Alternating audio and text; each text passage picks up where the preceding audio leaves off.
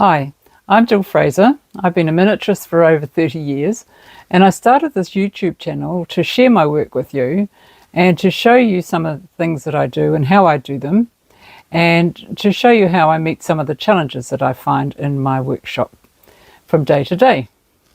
So I hope you enjoy this video. Hi.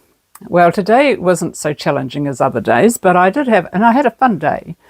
I finished doing the floor in the kitchen. I made it a little lighter because I thought that blue was very strong. So I'm ready to put a shiny coat on it now.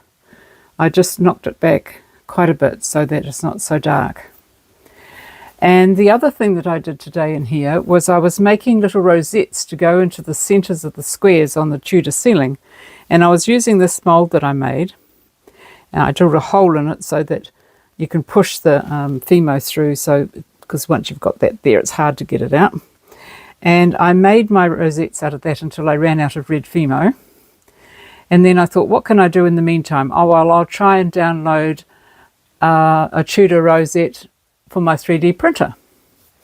So I did that this afternoon, and it's been busy printing these. It takes a little bit of time to do these.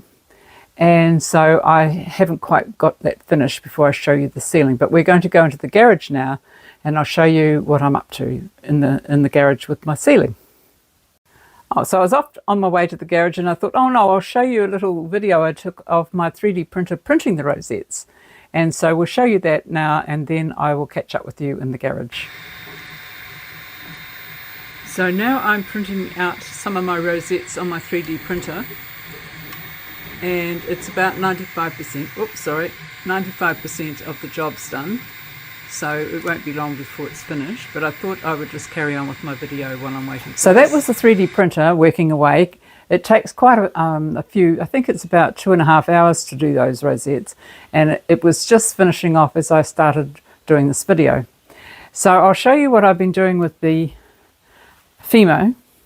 So I made these Fimo rosettes and I made a little white one. Now I got a really good feedback from one of my subscribers, and she said that it was the red rose of the Tudors and the white rose of the Lancastrians.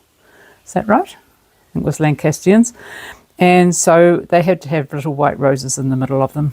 So I did that with 2 different coloured Fimos, and I've glued them in place. And then I ran out of red Fimo. And then I started printing the ones on the printer, and now I just whipped out there and got them so I can show you. These need to be finished off a bit. They need to be repainted a little bit darker, but then they will sit on this side. So they're different, but I think that they, with slightly darker red with a white bit in the middle, they will come up really well. So I've got a few more to do of those. So I think I've done quite well so far. I've just still got to do my framing. Remember, it's going to look really finished when I've done that, and then it'll go across ways as well. And so and then I'll turn it over and hopefully it'll all fit. So that'll be something to explore tomorrow. So it's all good fun at the moment with the Tudor house and getting towards the end of doing the Lavender Cottage. So I've just got to do the kitchen and the shower room and that, and then we'll be, oh no, I've got 2 attics, right? So a few more days yet on these 2 projects. So I shall see you tomorrow.